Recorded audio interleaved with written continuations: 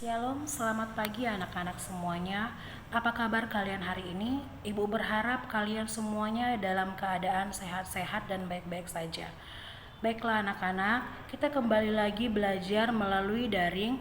Ibu berharap materi pelajaran kita pada hari ini dapat kalian mengerti melalui video pembelajaran pada hari ini. Terima kasih. Sebelum kita memulai pelajaran kita, mari kita satukan hati kita bersatu di dalam doa. Terima kasih Bapa yang baik buat setiap kebaikan dan penyertaan kasih Tuhan di dalam kehidupan kami sampai pada saat ini Bapa. Bapa yang baik, sebentar lagi Bapa kami akan memulai proses pembelajaran kami ya Bapa.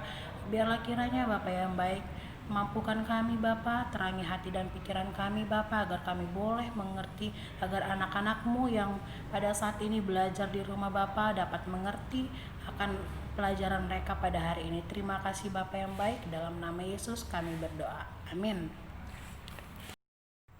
Baiklah anak-anak, adapun kompetensi dasar yang boleh kita pelajari pada hari ini adalah mengembangkan perilaku sebagai pribadi yang terus bertumbuh menjadi dewasa. Indikator yang harus kalian capai pada hari ini 211 yaitu mencontohkan perilaku sebagai pribadi yang terus bertumbuh menjadi dewasa. 212 menampilkan sikap tidak mudah diombang-ambingkan oleh bujuk rayu oleh ajaran-ajaran yang sesat baik dari dunia keyakinan agama maupun nilai-nilai masyarakat di masa kini. Dan tujuan pembelajaran kita pada hari ini adalah mendeskripsikan beberapa contoh kehidupan yang bertanggung jawab sebagai ciri-ciri kedewasaan pribadi dan iman. Dan dengan rasa ingin tahu, tanggung jawab, disiplin selama proses pembelajaran, bersikap jujur, santun, percaya diri, dan pantang menyerah, serta memiliki sikap responsif atau berpikir kritis dan proaktif atau kreatif, serta mampu berkomunikasi dan bekerja sama dengan baik. Minggu yang lalu kita telah belajar tentang bagaimana seorang remaja Kristen itu dapat bertumbuh dan semakin berhikmat. Nah sekarang Ibu mau mengajak kalian coba jelaskan mengapa kamu menyebutkan hari ulang tahunmu itu sebagai hari ulang tahun yang paling mengesankan. Nah, siapa di antara kamu yang pada hari ulang tahun ingat kepada Tuhan dan mengucap syukur untuk usia yang telah ditambahkan Tuhan kepadamu? Lalu, apakah kamu mengucap syukur untuk tingkat kedewasaan yang semakin bertambah pada dirimu? Atau apakah yang kamu maksudkan dengan tingkat kedewasaan tersebut? Usiakah? Perubahan secara fisik atau pada diri remaja, laki-laki dan perempuan? Coba kamu amati keadaan fisik dan kejiwaan kamu di kelas 10 sekarang dan bandingkan dengan keadaan kamu ketika masih di SMP seperti di kelas 7 hingga kelas 9. Nah, perbedaan-perbedaan apa yang kamu temukan? Anak-anak, kita juga bisa belajar dari kisah Tonya Harding. Tonya Harding ini adalah seorang pemain sepatu es yang terkenal di Amerika Serikat. Nah, dia terlibat dalam sebuah pelanggaran hukum. Ketika itu dia ingin menyerang saingannya dengan komplotan dalam olahraga sepatu es. Nah, jadi pada saat itu saingannya itu dipukul di bagian pahanya. Untunglah kaki dari saingannya itu tidak patah, hanya luka-luka. Tetapi hal itu membuat saingannya ini mengundurkan diri dari kejuaraan nasional itu, sehingga si Tonya Harding ini memenangi kejuaraan itu. Nah, namun peristiwa ini kemudian terbongkar oleh polisi. Polisi dan hakim membuktikan bahwa Harding itu mengetahui rencana serangan terhadap saingannya ini.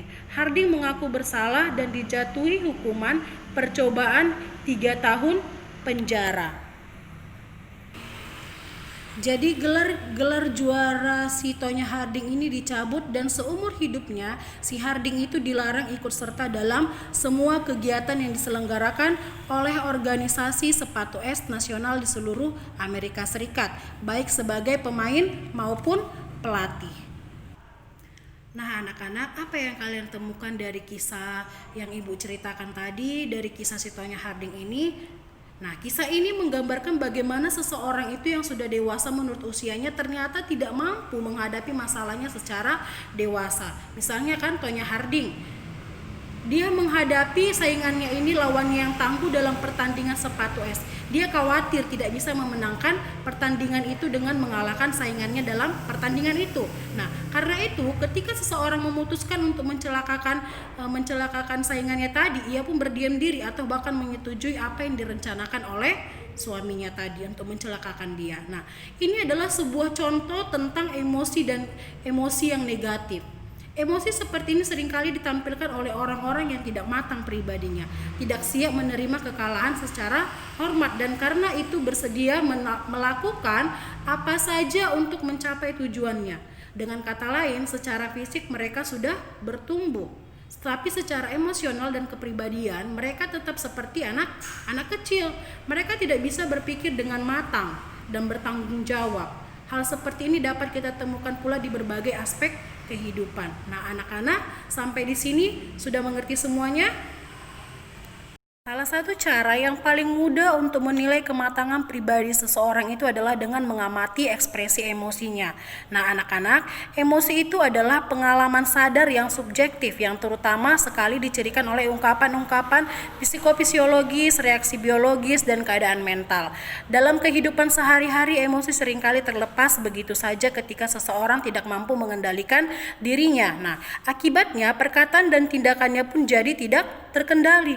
Contohnya, apa yang dilakukan oleh Tonya Harding dan kawan-kawannya itu setelah semuanya terjadi dan mereka dinyatakan bersalah, mereka dijatuhi hukuman. Nah, mungkin mereka baru menyesali apa yang telah mereka lakukan itu. Nah, emosi seseorang itu biasanya bisa dilihat melalui bahasa tubuh, mimik, atau suara melalui gerakan-gerakan atau intonasi suara, walaupun tidak sama persis dengan orang lain tetap bisa kita lihat. Nah, ada orang yang ingin memperlihatkan ekspresi emosinya itu kepada orang lain supaya orang lain memahami apa yang dirasakannya. Tetapi ada juga orang yang berusaha menyembunyikan emosinya supaya tidak diketahui orang lain.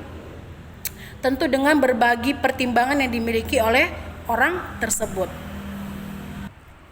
Nah, jadi ada bermacam-macam ekspresi jasmani yang bisa muncul dari emosi seseorang. Misalnya kan, emosi marah itu wajahnya pasti memerah, napasnya menjadi sesak, otot-otot tangan akan menegang, dan energi tubuhnya memuncak. Namun ada juga emosi takut. Emosi takut itu mukanya menjadi pucat, jantungnya pun berdebar-debar.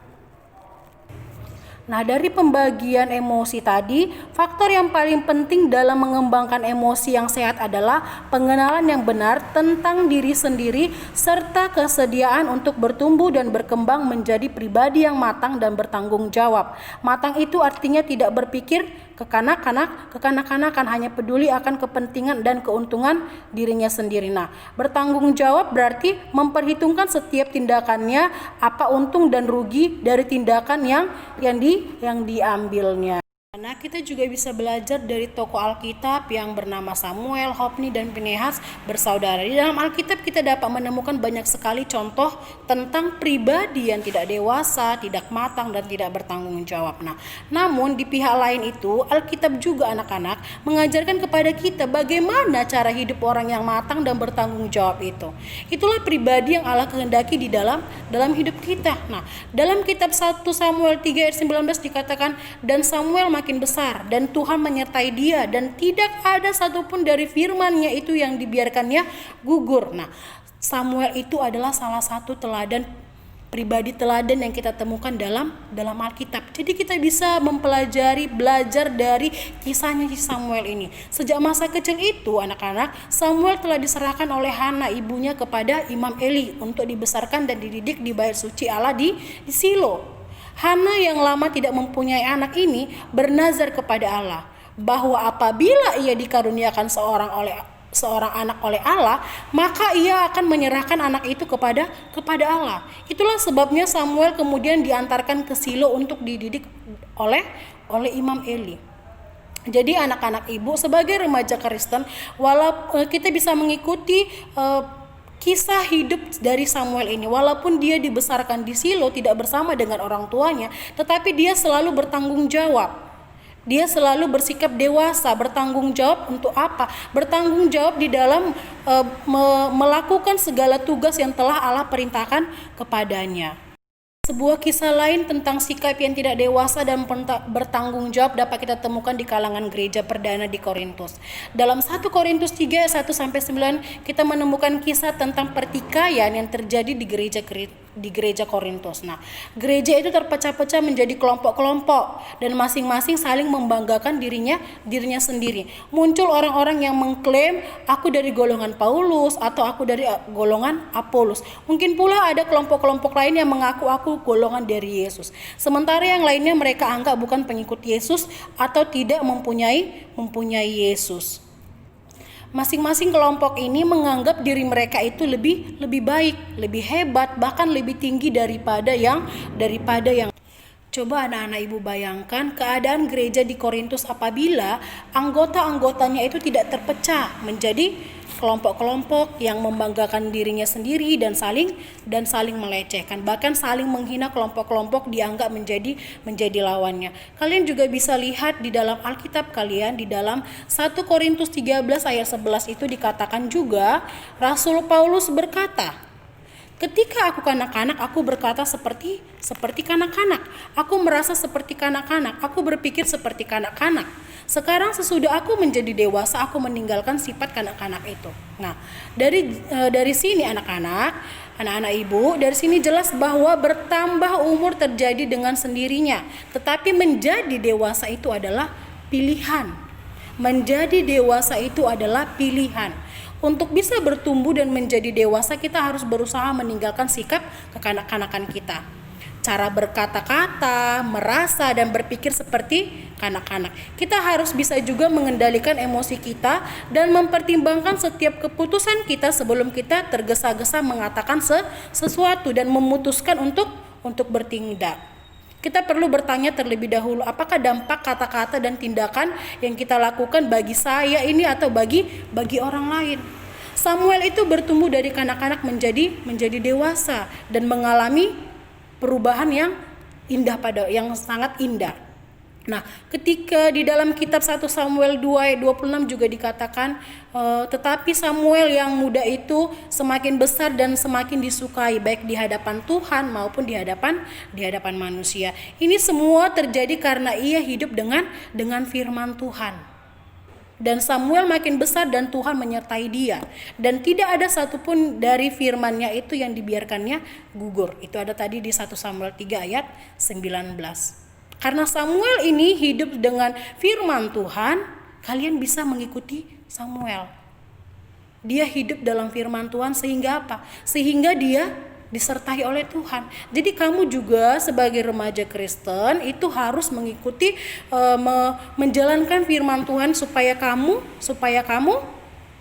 disertai oleh Tuhan. Anak, penerapan yang bisa kita ambil dari materi pelajaran kita pada hari ini, kita sudah melihat bagaimana sifat kekanak-kanakan itu, egoisme, emosi bisa menyebabkan kita mengambil keputusan-keputusan yang keliru dan bahkan merugikan kita sendiri. Kita sudah melihat bahwa pemahaman tentang diri sendiri yang kadang-kadang harus berani menerima kekurangan dan kekalahan justru adalah sikap yang penting sebagai ciri-ciri kedewasaan kita. Kita juga sudah melihat betapa pentingnya hidup bersama dengan firman Tuhan setiap hari supaya kita bisa bertumbuh menjadi dewasa, matang, dan bertanggung jawab dalam hidup kita. Bila kita setia mempelajari dan menjalankan firman Tuhan dalam hidup kita, bahkan sejak kita masih kanak-kanak, maka kita akan dibimbing ke dalam kehidupan yang berhikmat seperti yang diperlihatkan oleh Samuel. Itu saja materi kita pada hari ini. Ibu berharap kalian bisa memahami, mengerti bagaimana materi pelajaran kita pada hari ini. Ibu ucapkan terima kasih. Shalom. Akan mengakhiri pelajaran kita pada hari ini. Mari kita satukan hati kita bersatu di dalam doa. Terima kasih Bapa yang baik buat kebaikan-Mu di dalam hidup kami Bapa. Kami boleh menyelesaikan pelajaran materi kami pada hari ini Bapa. Biarlah kiranya Bapa anak-anak-Mu yang pada saat ini belajar dari rumah Bapa, mereka dapat mengikuti Bapa kisah dari Samuel Bapa, agar mereka sebagai remaja Kristen Bapa dapat bertumbuh dan semakin berhikmat. Terima kasih Bapa yang baik, dalam nama Yesus kami berdoa dan mengucap syukur. Amin.